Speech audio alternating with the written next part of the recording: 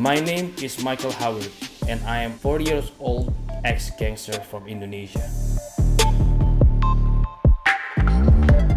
When I was 10, I was sent to the US, which is where I got into gang life, which included doing and selling drugs among other things. In 2012, I was caught and deported back to Indonesia. It was then that I realized that I needed to become clean and set my life on the right path. I have been speaking publicly against the use of drugs, as well as counsel current drug addicts in the hopes that they don't make the same mistakes that I did.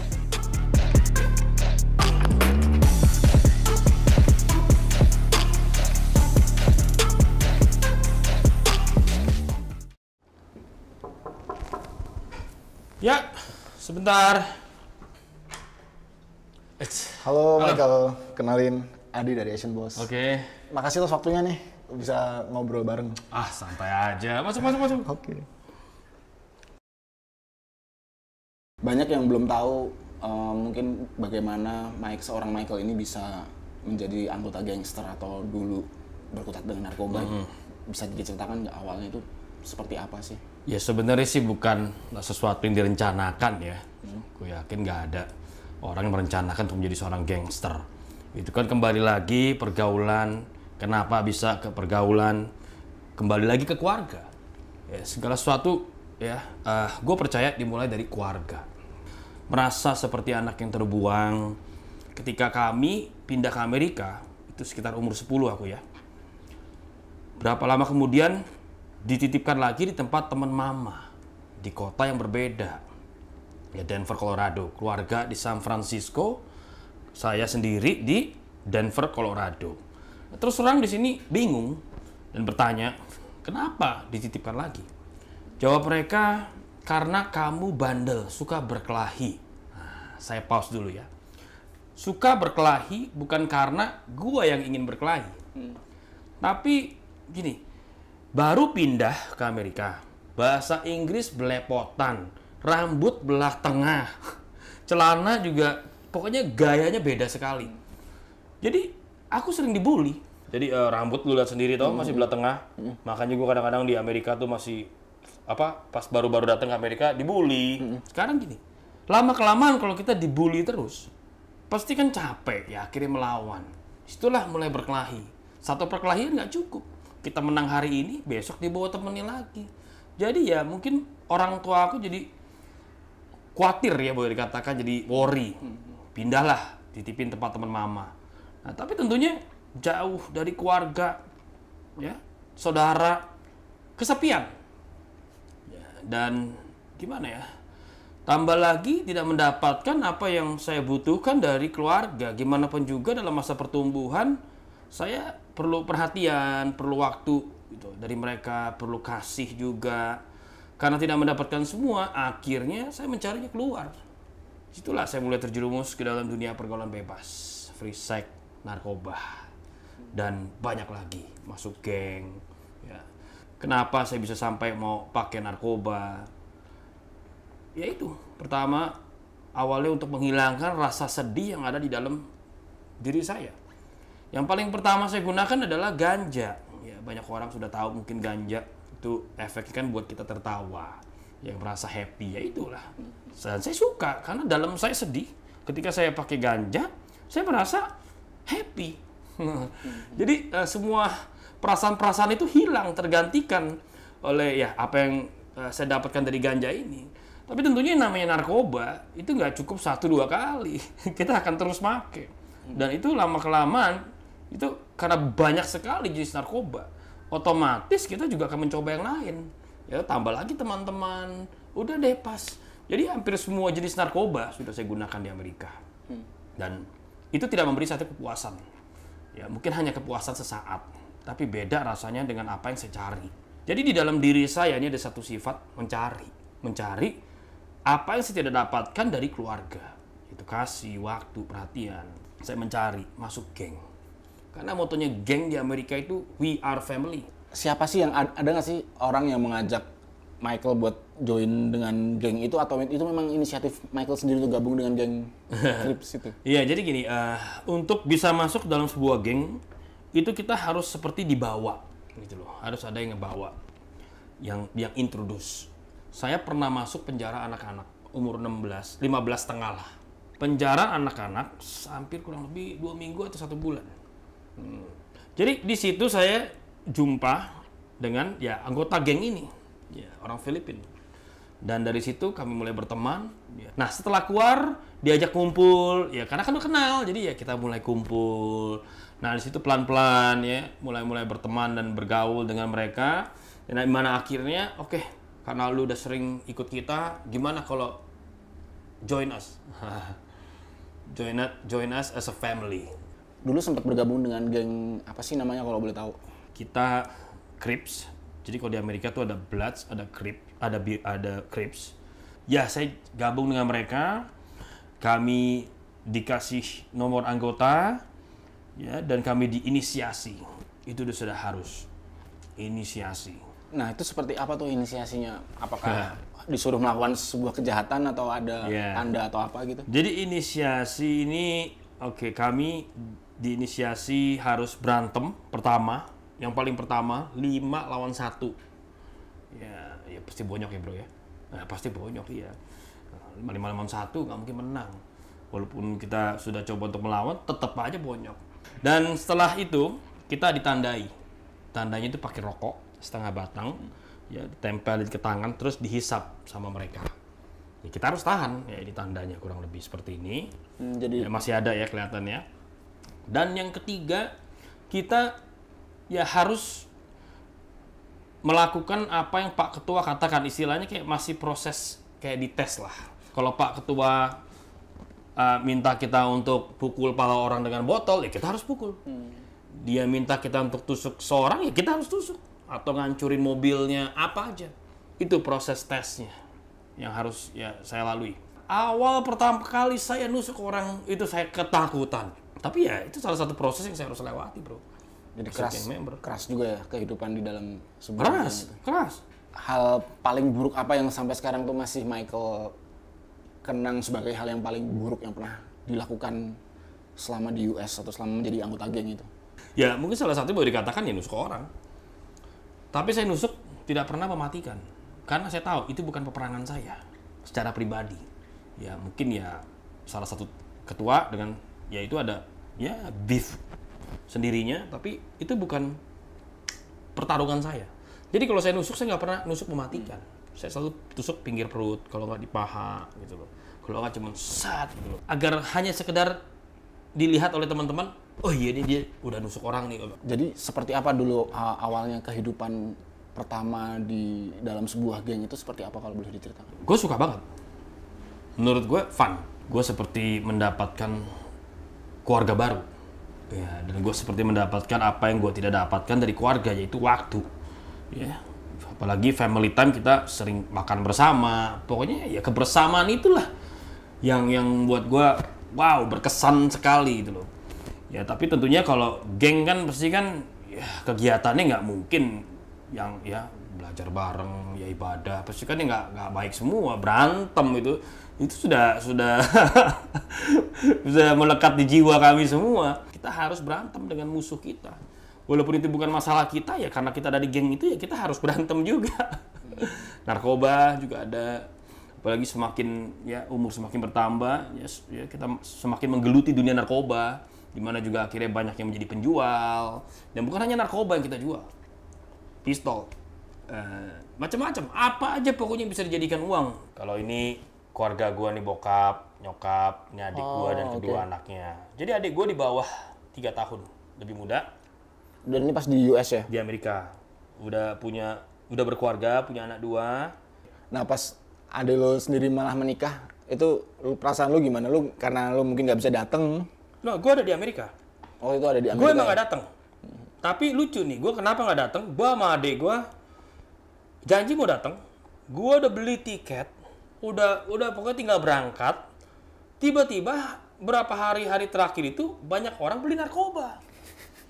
Nah, gue bilang, Dek, ini nggak bisa ditinggal nih.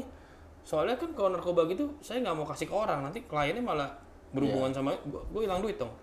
Jadi yaudah deh, maaf ya, nggak usah, Koko nggak bisa datang. Jadi kasih ininya aja, angpaunya aja buat dia nikah. Ya nggak enak juga sebenarnya sih. Cuman kan kita ngomongin bisnis ya. Iya. Susah Ngomongin juga bisnis. ngejaganya gitu loh. Beberapa hari gue tinggal, gue hilang, nanti pindah ke bandar lain. Selama Michael tinggal di US, itu sudah berapa kali sih berurusan dengan hukum? Umur 29 pertama kali itu kena kasus kekerasan. Kekerasannya disebabkan karena dibawa pengaruh narkoba. Saya kejar orang pakai pisau, saya mau tusuk, cuman sayangnya dia lari-lari aja. Jadi itu pertama kalinya. Dan yang kedua karena melanggar wajib lapor dan narkoba. Yang ketiga hampir sama seperti yang pertama. Ini setiap tahun ya, 2009, 2010, 2011. Dan yang ketiga karena ini hampir sama sama yang pertama, ada pisau. Jadi hakimnya melihat nih anak kok gak berubah-berubah ya. Udah dikasih kesempatan untuk berubah, bertobat, tapi masih dilakukan lagi dan sama lagi. Jadi kamu emang nggak bisa dirubah. Ya udah, saya masuk prison dan akhirnya kena deportasi. Bro Michael, bisa diceritakan sih dulu ketika hari H deportasi itu seperti apa scene-nya gitu, mungkin kayak perasaan atau kejadian apa ketika di bandara. Oke, yang gua rasakan hari H deportasi. Gua loncat, gua teriak, gua seneng banget. Ya karena kan gua nggak harus ada di penjara itu lagi. Kebebasan sekarang kita berbicara. Dikawal sama 2 polisi Amerika, US Marshal, duduk di paling belakang pesawat, dikapit kanan kiri. Ya, gue inget banget. Dan tangan di borgol. Sampai gue di Indonesia, baru dilepas. Oke, that's it. Setelah dicek ya bahwa ternyata di Indonesia gue nggak ada arrest warrant lagi ya, warrants gitu ya, apa daftar pencarian atau di listnya Interpol apa segala macam. Jadi clear di kepolisian Indonesia, ya udah dilepas. Dan udah begitu aja langsung pulang. Iya, jadi dijemput sama teman papa, sempet dibawa ke rumah tempat teman papa berapa hari dan akhirnya gue pindah sewa apartemen. Ketika pertama nyampe di Indonesia, masih ada masalah dengan drugs gitu, pemakaian tuh? Masih. Jadi gini, sebenarnya udah clean dari penjara ya, tahun-tahun terakhir itu udah clean, udah bersih. Di Indonesia juga sempat bersih setahun, tapi karena begini loh, di Indonesia ini kan aku mencoba banyak hal-hal baru, coba cari jalan. Dimana aku ketemuin banyak kesulitan. Sekarang kembali dengan reputasi mantan narkoba, mantan bandar, pengedar ya, terus mantan anggota geng, yang paling parah mantan narapidana. Nah ini kan yang narapidana nggak bisa ditutupin. Karena sebelum aku dideportasi, yang ngurus semua itu harus dengan persetujuan konjen di SF, konjen Indonesia di San Francisco. Jadi aku pikir, mau aku tutupin juga, nanti juga bakal tahu. Dan sekarang kuliah aku nggak megang ijazah, kan nggak lulus. S1 nggak megang ijazah. Iya nggak selesai. Jadi ijazah SMA juga hilang atau kemana. Serba salah kan jadi saya kan. Jadi sempat bingung juga nih mau kerja apa. Jadi banyaklah coba hal-hal baru. Walaupun teman sempat nawarin kerja di kantor, bingung juga kerja di kantor. Kan di interview pasti. Kamu pengalaman kerja apa? Masa sejawab gangster bandar narkoba? Kan nggak mungkin ya, brother. Ya udah masuk dunia entertainment. Karena dunia entertainment tidak perlu ijazah ya, asal kamu putih, kinclong, masuk. Nah di sini kan tentunya semua orang sudah kurang lebih paham ya dunia entertainment itu seperti apa. Glamorous life. Jadi banyak saya juga diajak pergi ke nightclub, akhirnya minum. Ya mulailah juga pakai narkoba. Jadi pakai narkoba di Indonesia. Sabu, inek. Ini mobil gua pas kebalik. Ini di Indonesia, di Jakarta? Iya, ini tahun 2015 apa ya, pas gua baru datang belum lama. Itu kenapa kok bisa? Jadi gua under influence atau? Seperti yang tadi gua katakan, gua masih bandel, masih suka mabok-mabokan, ini gua lagi mabok berat. Berat banget, gua udah nggak tahu. Gua lari 100 lebih, udah gitu main handphone, naik ke trotoar, terbalik ya, depan polsek lagi. Ya boleh dikatakan masih beruntung juga karena pertolongan pertama, bro. Ya nggak, satu polsek keluar. Ya toh. Tapi ya akhirnya jadi berurusan sama polisi. Iya, karena ya, ini tulangnya, apa tulangnya lagi. Gue bersyukur ya mobil gue lihat sendiri seperti ini keadaannya. Depannya. Tapi nggak ada yang patah. Ini gue di rumah sakit ditemenin sama salah satu teman baik gue, Susi. Ya, jadi bersyukur nggak ada yang patah. Tapi setelah kecelakaan ini Michael masih sering pakai juga waktu itu. Masih sempat Belum pakai. kapok Masih ya. sempat pakai, iya. Tapi di sini gue nggak pakai ya. Gue belum pakai narkoba, di sini gue cuma minum doang. Oh, oke. Nah justru gue pertama kali pakai narkoba gara-gara tabrakan ini. Kan setir dada gue kehantam setir. Gue nggak bisa bangun dari ranjang tuh, aduh sakit sekali bro. Walaupun tulang gue nggak ada yang patah, tapi tuh memarnya itu gila. Gue dikasih morfin, pil, tapi itu nggak mempan. Gue masih tetap nggak bisa bangun. Sedangkan gue tinggal sendiri. Gue mau makan, mau mandi, itu susah sekali. Jadi gue tahu nih, yang bisa buat gue bangun apa? Sabu, bener gue bangun, gue jalan, gue mandi. Jadi sebenarnya makanya awal mulai pakainya karena keadaan sih. Gue bukan karena pengen pakai sebenarnya. Terus kalau misalnya dari pandangan Michael nih, seperti apa sih scene drugs di Indonesia itu? Mungkin dalam perihal ya sedikit ada perbedaannya di situ lebih bebas, lebih mudah untuk diakses. Hukumannya beda dengan Indonesia. Di Indonesia ini saya lihat hukum narkoba berat sekali ya. Selama 2 tahun makan narkoba di Indonesia, terus bagaimana dan kapan sampai akhirnya Michael memutuskan bahwa oke, that's enough, this is it, gue harus berubah. Ya, itu karena gue berada di stage of my life yang menurut gue tuh titik terendah ya. Gue kehabisan duit, ya akhirnya gue tinggal di kosan. Gue inget banget, satu kamar kecil, ya KLBK juga dengan penjara, gak beda jauh. Jadi di situ gue banyak merenung di Amerika hidup gue udah seperti itu. Sekarang di Indonesia menjurus ke seperti itu lagi. Ya kurang lebih hampir ya udah kecemplung juga kaki. Dan kehabisan uang, ya, perasaan sedih, malu ya. Orang lihat gue kok bukannya tambah hidup, bukannya tambah naik, malah tambah turun. Jadi gue di situ benar-benar merenung sekali. Ya, dan gue mulai ya istilah katanya mencari gimana ya solusi. Gue mulai terapi diri gue dengan spiritual healing ya, pemulihan rohani secara rohani. Dan dibarengin juga dengan jasmani juga. Jadi mulai dari saat itu ya gue mulai rajin lagi ibadah, doa, ya baca kitab, hal-hal seperti itu lah brother. Pemulihan ini terjadi ya perlahan demi perlahan ya. Dan itu juga karakter, mindset itu gue harus ubah semua. Seberapa sulit sih keluar dari jeratan narkoba gitu, apalagi sendirian gitu? Sulit, tapi tentunya untuk seorang bisa lepas dari narkoba itu harus mulai kembali ke diri sendiri, harus ada kemauan. Nah tentunya sekarang repotnya begini, ini yang banyak gue dapetin dari pengalaman gue, dan gue yakin juga ini apa yang orang-orang rasakan ya. Kemauan aja nggak cukup bro. Gue tuh coba untuk lepas narkoba puluhan tahun, dapat 6 bulan akhirnya pakai lagi, dapat 3 bulan, dapat 1 tahun, bahkan bisa pakai lagi. Jadi emang susah sekali ya. Kadang kemauan kita sendiri itu nggak bisa, nggak ini. Jadi menurut gua harus dibutuhkan tekad yang kuat. Tekad, salah satu moto gua kan ini, tekad mengalahkan takdir. Jadi kalau hanya kemauan untuk lepas narkoba sulit, belum tentu bisa. Karena sekali lagi narkoba emang itu sepertinya barang, substance. Tapi gue yakin itu narkoba bukan hanya barang, itu setan bro. Iya. Jadi lawan lu setan. Iya. Jadi emang butuh tekad yang kuat dan bantuan spiritual healing. Dan dimana akhirnya gue putuskan di akhir 2017. Gue mau tinggalkan segala sesuatu pokoknya nggak bener.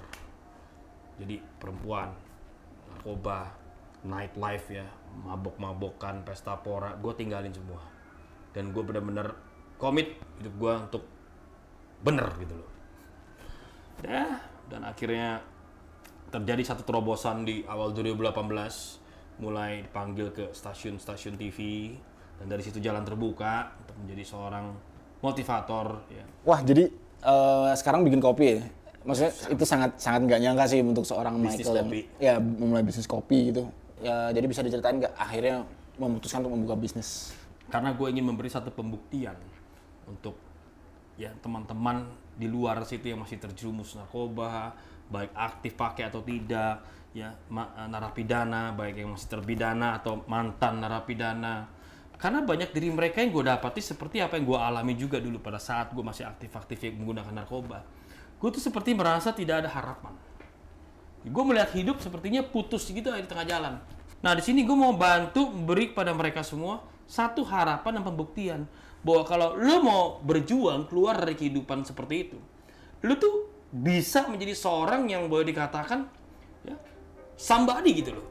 Ada buku, terus dari situ gue buat kaos, gue ada kaos gue sendiri, dan CD, lagu ciptaan gue sendiri. Nah sekarang kopi, gue akan terus menciptakan karya ya, dalam perjalanan gue nanti ke depan.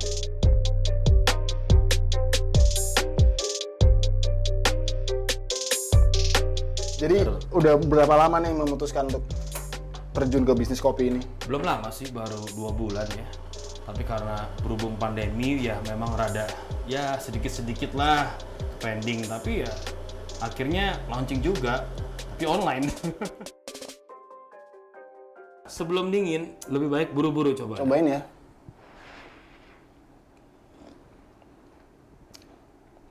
Pahit, tapi nikmat. Emang aku sukanya yang pahit. Takarannya pas ini.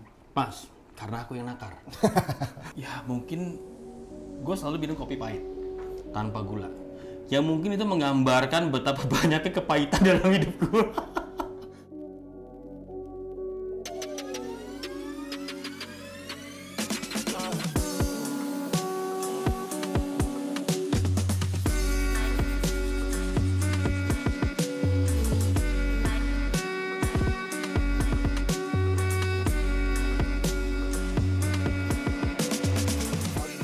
Terjang Michael dulu di US tuh sebagai anggota gangster, sebagai drug dealer gitu, pasti berimbas sangat besar terhadap hubungan dengan keluarga. Saat ini sendiri hubungan dengan papa dan mama gimana?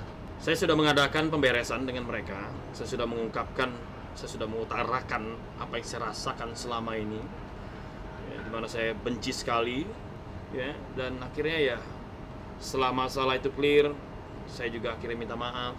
Mereka juga minta maaf bahwa mereka ya padahal tidak ada bermaksud jahat, bahwa mereka memang sibuk bekerja dan mereka menginginkan yang terbaik buat saya. Setelah beberapa tahun ini menjadi seorang inspirator ya, seorang entrepreneur, bagaimana sikap orang tua itu? Apakah merasa bangga atau merasa seneng?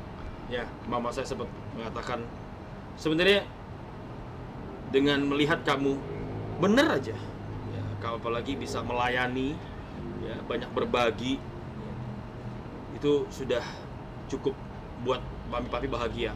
Ini jelas bisnis kopi dan menjadi inspirator ini tentu bukan hal yang terakhir akan dilakukan gitu. Ya. Apa sih rencana terbesar Michael ke depannya gitu?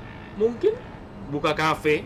Di situ saya bisa men-setup kafe itu ya menjadikan tempat mungkin perkumpulan juga ya untuk kita saling berbagi, ya komunitas bisa hadir di situ. Saya punya impian tuh lantai 2 bisa dipakai untuk meeting-meeting ya, mungkin untuk ya komunitas narkoba, gimana juga ya bisa saling menopang lah satu sama lain. Kita nggak ada yang tahu untuk ke depan. Yang saya bisa lakukan untuk saat ini adalah tetap berusaha, tetap berjuang, tetap memberikan satu pembuktian pada teman-teman seperti aku, satu pengharapan bahwa selama kamu mau berusaha, jalan pasti selalu ada.